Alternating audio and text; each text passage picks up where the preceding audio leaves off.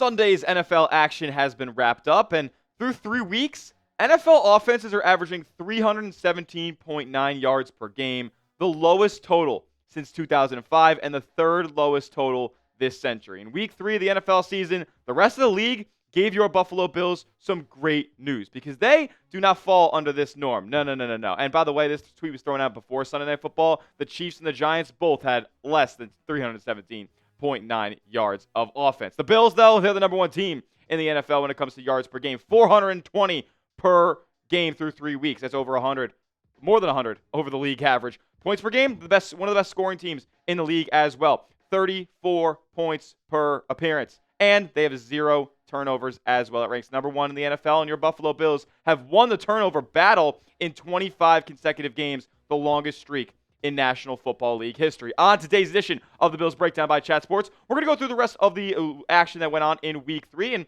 kind of talk about the Bills' competition around the league. Is a lot of teams, a couple teams look like Super Bowl contenders, but a lot of teams do not. One of those teams is the New Orleans Saints, who the Bills will be matching up with in Week 4. And to beat the Saints off the field, to destroy the Saints on the field, we have to beat them off the field as well. So we're doing a Week 4 sub-battle right now between the Bills Breakdown and Saints Now. Host Trace Gerard over there is going to be getting his NOLA crazies on this week as well. So if you want free Bills coverage every day and you want to beat the Saints Now channel off the field before we beat the Saints on the field, go down below and hit that subscribe button for free Bills content.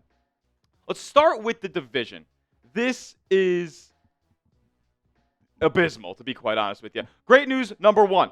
The whole division lost but you. And as a matter of fact, you got a division win this week, winning over the Miami Dolphins. New England Patriots, they lost to the Pittsburgh Steelers after turning the ball over 5 times. A lot of teams this week had multiple turnovers. The New York Jets also had a crucial turnover in their game as well. Tyrod Taylor threw a pick 6. They were on the precipice of winning that game, but unfortunately some special teams mishaps at the end, clouded that one.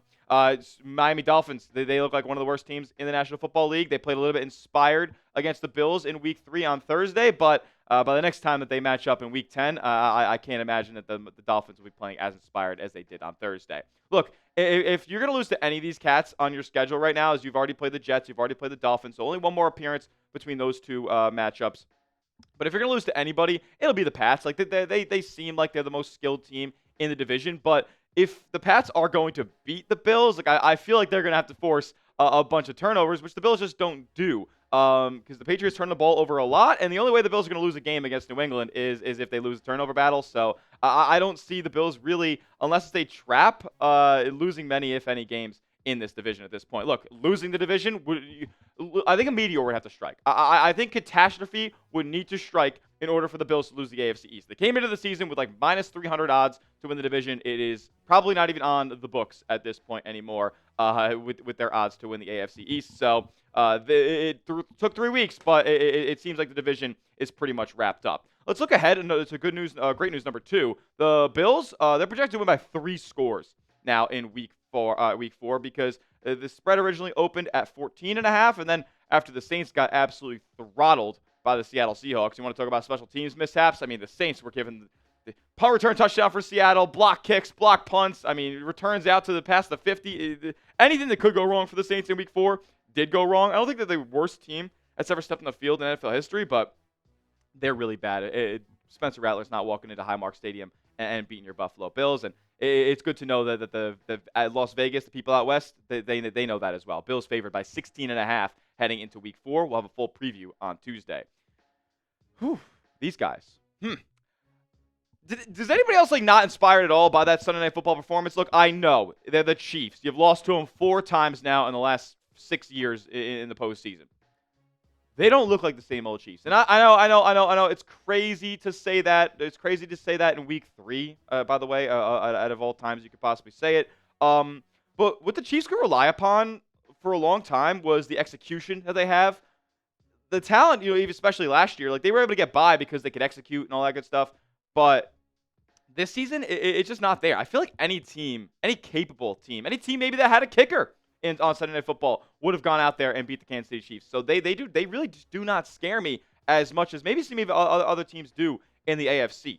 I will preface, obviously, the boogeyman still exists. Patrick Mahomes still exists. If they get matched up in a playoff game, and we know now it doesn't matter where that game is located, Patrick Mahomes will go and show out and ball out against the Buffalo Bills if, the Bills don't do their job. If they cannot get pressure on Patrick Mahomes, if they cannot make him, have to sit back there and look through his coverages and make a mistake back there. Like they cannot beat Patrick Mahomes because he does not make a lot of mistakes against your Buffalo Bills. So the boogeyman's still out there, but his supporting cast, the rest of the talent out there in Kansas City just does not look up to the standard that they have been at over the past half decade. The Ravens said they haven't played in week 3, so I could be a little bit more scared about them after Monday night's game, but you already went out there and beat the Ravens in week 1. I have a feeling that this game is going that we'll see a rematch of those two teams in the postseason, and that game to me will feel like the Super Bowl. I don't see a lot of teams that I'm truly scared of in the NFC.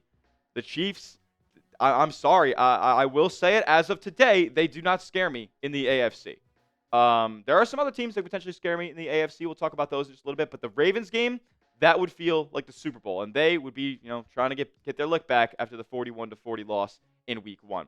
Who would you guys say is the biggest competition for your Buffalo Bills the rest of the season? Let me know down in the comment section. Is it somebody from the AFC or is it somebody from the NFC that they could end up matching up with in the Super Bowl? Who is the biggest competition to the Buffalo Bills this season? Because I think they're the best team in the NFL as it stands right now. There are a couple new contenders, though, that could be making some noise, could be ready for prime time. We'll tell you who those are in just a moment because I might be scared of one of them. And the Bills, they should be too. We'll tell you who it is in just a second. But first, I got to tell you guys about Prize Picks, our proud sponsor on the program. You and I make decisions every single day, but on Prize Picks, being right can get you paid because it's daily fantasy made easy. Up to 2,000 times your money you can win in one lineup this season watching your Buffalo Bills. It's so easy. All you guys got to do is pick a lineup of 2 to 6 players and just pick more or less on their projected stats. Whether it's receiving yards, punts inside the 20. I mean, receiving yards in the first two attempts. I mean, they have everything on Prize Picks. They got basketball, baseball, golf. You can mix and match all these different sports as well. And they always want to make it easier for you guys to win real money in real time. Like sick offers, like a free $50 in lineups when you sign up using our promo code CLNS and play your first $5 lineup. If you want to see a lineup from me, if you want to see a winning lineup from me from week 3, yeah, I had this in the early slate. Bucky Irving, more than 14.5 yards on his longest rush. Oof, that one I was sweating on. Jordan Mason, more than 78.5 rushing yards. He eclipsed that by a lot. And then so did JSN when I said more than 73.5 receiving yards for him. You could tell my picks or fade them, but I would suggest the former. Do it on Prize Picks. Download the app today. Use the code CLNS for $50 in lineups for free when you play your first $5 lineup. That's $50 in lineups when you use our promo code CLNS to get, or after you play your first $5 lineup. Prize Picks. It's good to be right. There are some new kids on the block in the AFC. I'm not going to lie. What's up with this? The Colts, for the first, I think, 9 possessions of their season, did not punt. That has never happened in NFL history. Actually, as a matter of fact, the Colts scored on all of their possessions for the first 9 possessions. And then I believe they didn't punt until week 3. Week 3. I think their first punt came against, or maybe it was first 3 and out, something like that. Whatever it is, the Colts are good. Their defense has played well. They force turnovers. Their offense is operating at a well-oiled machine type of level. Daniel Jones looks like a top 10 quarterback in the National Football League. What is going on up in Indy? I'm going to hold my judgment on them for a little bit. They match up with the Los Angeles Rams this week. That's a real football team. We'll see how they fare. They're also, I believe, going on the road to LA. So that one could be a little bit of a wake-up call, a little reality check for the Colts, but they are playing as good as any team, maybe better than any team in the National Football League the first 3 weeks. The Chargers, though, that team, they could compete. They might be able to compete at the top of the AFC. They might be the best team in their division. You want to know why?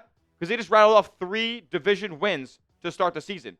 And Justin Herbert is playing as good as any quarterback in the National Football League. He's playing as well as Josh Allen. Yeah, he's turned the ball over once, but he's making throws that he just feels like he's in a flow state right now. Shout out Madison Beer. She might have Justin Herbert playing at an MVP type of level. But if I'm a Bills fan, I'm not particularly happy about that. There's a real threat in this conference now that wasn't really there last year. Through 3 weeks, Justin Herbert has been awesome, man. 318 yards against the Chiefs in week 1 down in Brazil. 3 touchdowns, no picks. I mean, we thought coming into the season that the Chargers would be this run-heavy offense. Greg Roman said he wanted to have the most attempts in league history, and they go out there and throw 34 attempts in week 1.